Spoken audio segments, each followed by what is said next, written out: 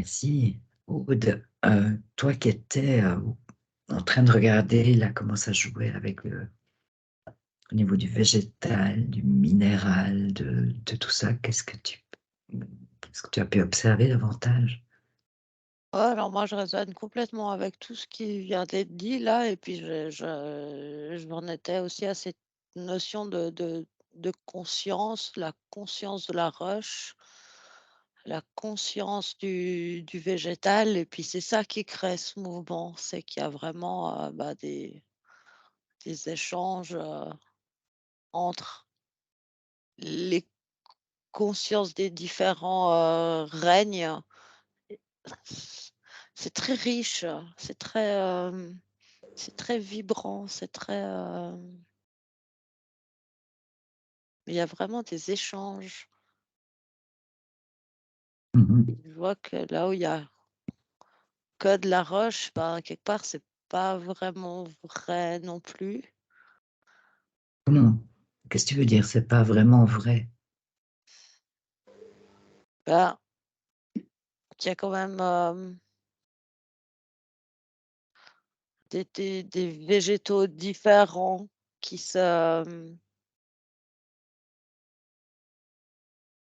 c'est plus des végétaux, luxuriants qu'on mais il y a des tas de sortes de la conscience végétale, elle reste, par exemple, même sur les sommets, elle reste en lui. Mais tout est conscient, c'est vraiment impressionnant. Mmh. Oui. Céline? Non, bah, c'est ça, je ressens vraiment que tout est conscience et tout est reliance. Il y a vraiment un côté, interaction, échange, très intelligent. Et est-ce que les humains sont influencés même de manière inconsciente, hein? Est-ce qu'ils sont connectés à ce type de conscience, les humains?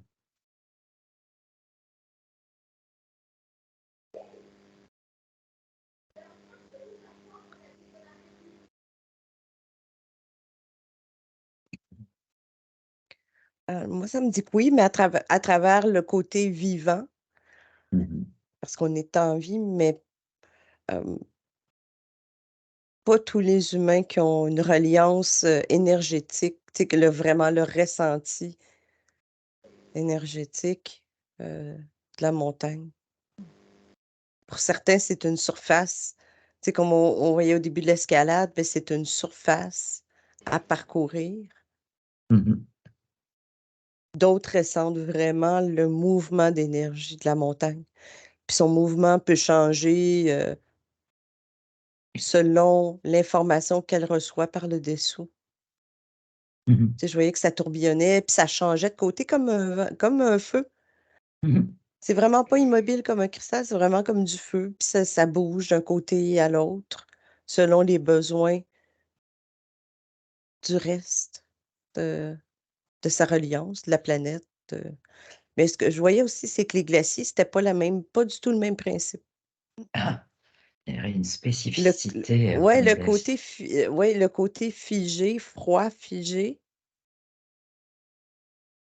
c'est comme vraiment quelque chose en dormance.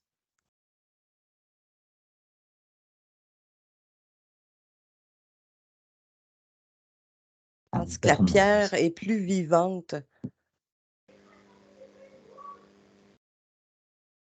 Bah, par exemple, pour ce qui concerne les glaciers, on sait que là aussi, des choses qui évoluent, hein, des époques où les glaciers sont très, très importants. Des moments comme maintenant, on les voit reculer, où ils fondent. Mmh, Qu'est-ce que ça veut dire, ça? Mmh, ça me parle de libération de mémoire. ouais, Ah, c'est ok. tellement juste. D'accord. C'est marrant, moi, je C'est voyais intéressant. presque comme une, tu sais, un mouvement de respiration, mais alors à très, très longue échelle, évidemment, mais à ce Ouais. moment de l'inspire, Mmh. l'expire, puis effectivement, bah, à chaque fois, ça permet, de libérer des énergies, d'en capter d'autres,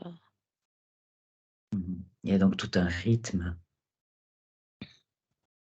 Ouais, puis nous, l'être humain, on est en train de dire, ah, c'est horrible, les glaciers, ça fond. Mais la planète, c'est ce qu'elle est censée, c'est son cycle. Ouais. Donc, il n'y a rien de grave pour elle. Et je vois comme si, justement, donc, elle parlait de l'information, je vois comme s'il y avait des sortes d'autres plantes, d'autres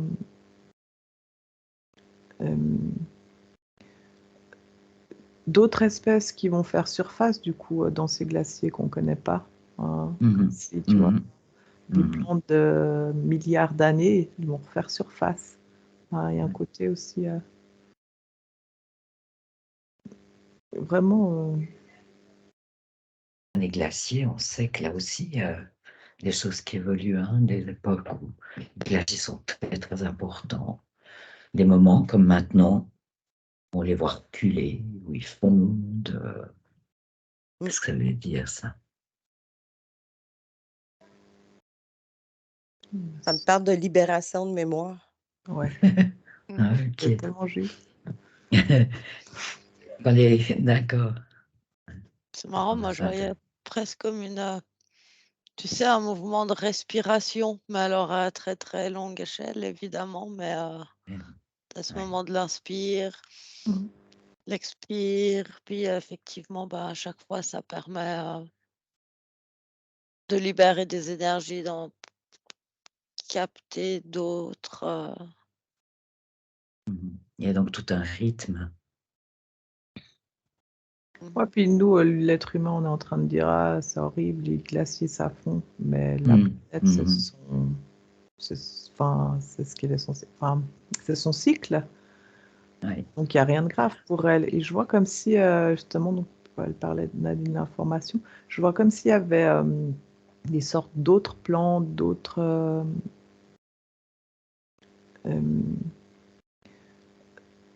d'autres espèces qui vont faire surface, du coup, dans ces glaciers qu'on ne connaît pas. Hein. Si, tu vois, des plantes de milliards d'années, ils vont refaire surface. Il y a un côté aussi vraiment renouvellement. Puis elle s'est retrouvée. Je vois la Terre qui tourne comme ça, puis les cycles qui changent.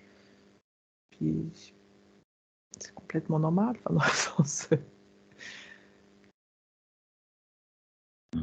C'est nous qui nous inquiétons tu vois, mais On sent quand même que la majorité des humains, ils sont quand même très, très déconnectés de l'énergie première de ces montagnes. Alors, ceux qui y vivent en conscience dessus ont cette possibilité de rentrer en vibration énergétique avec la montagne, avec tout ce qui la compose. Certaines personnes qui ont une véritable fascination pour les montagnes, j'ai l'impression qu'il y a aussi comme un lien ancestral fort. Mais pour la plupart des gens, il y a vraiment une forme de déconnexion et contrôle. Contrôle, tu Ouais, dis, ça c'est résonnait quand Aude parlait là, c'est plus du contrôle de je l'entendais mater la montagne. Et je vois des gens qui sont complètement habillés, qui n'osent pas toucher la roche. Tu sais, qui sont là, ah, mais c'est sale.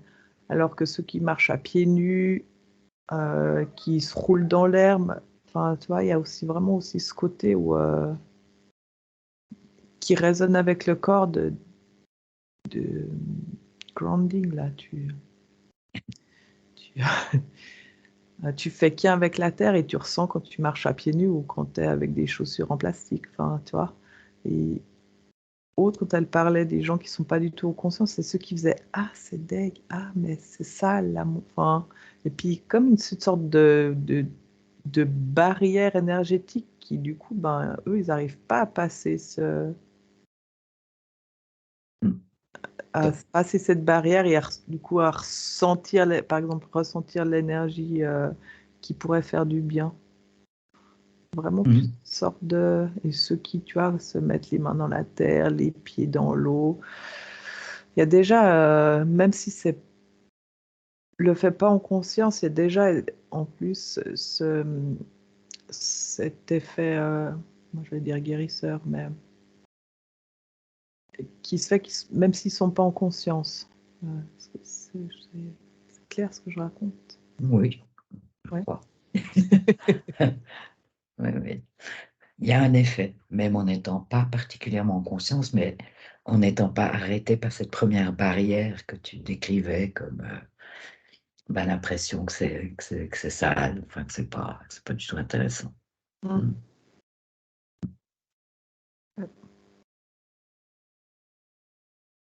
Ouais, étrangement, je sentais au niveau énergétique comme un inconfort à être comme je me suis installée comme plus en hauteur dans une.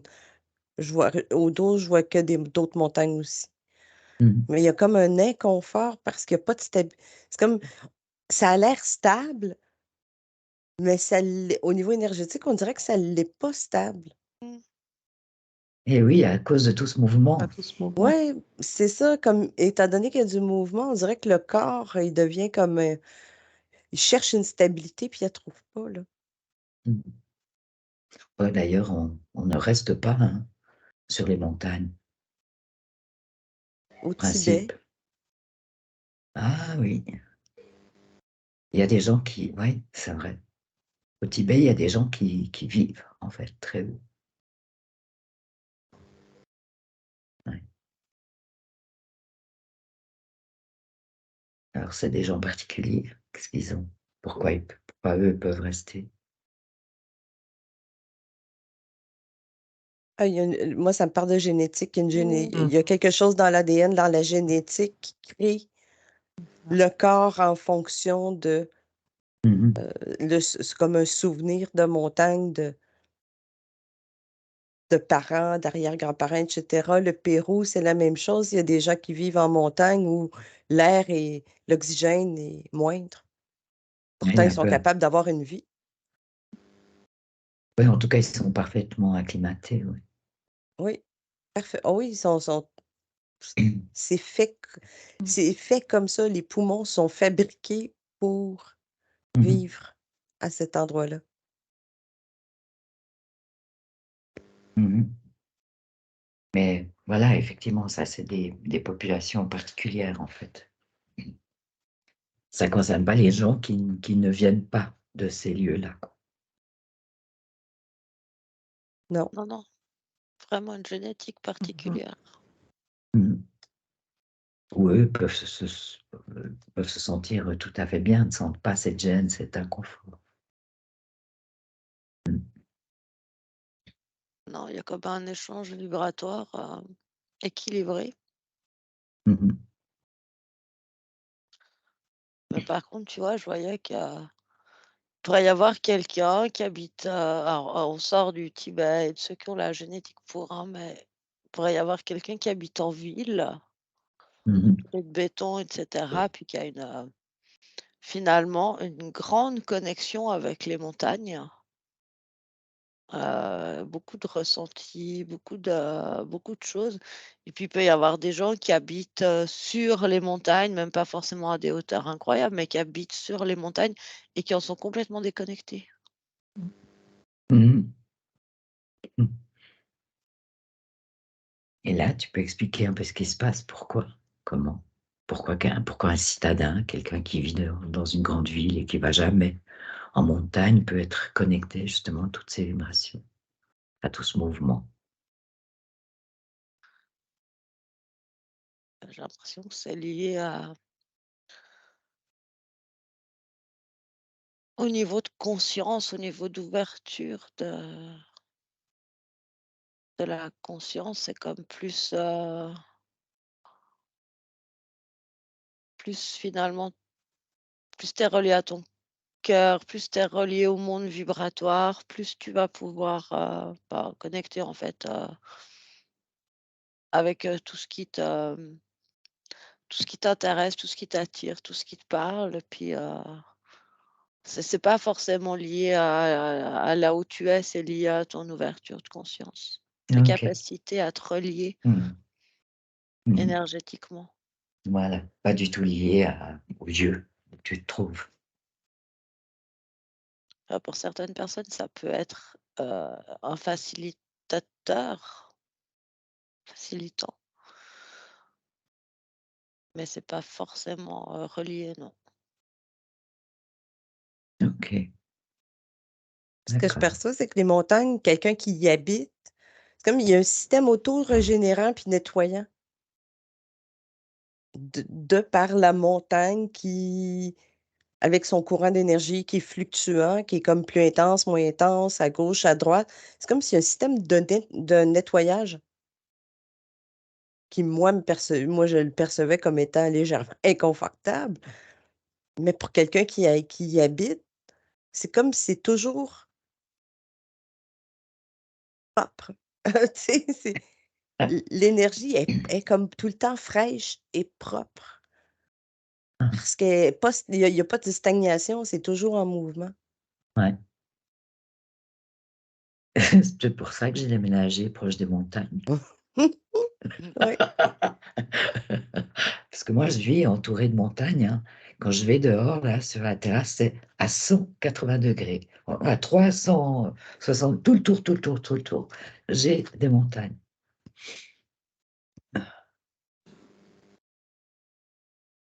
Ça marche pour les humains, ouais. J'avais peut-être besoin de ça. Ce que je veux dire, c'est que pour les humains, vraiment humains, il y a exactement ce que Nadine décrit. Pour les autres, plus portail organique, il y a une volonté une recherche de domination de cette roche. On peut aussi habiter là pour ça. Ah, ça c'est autre chose.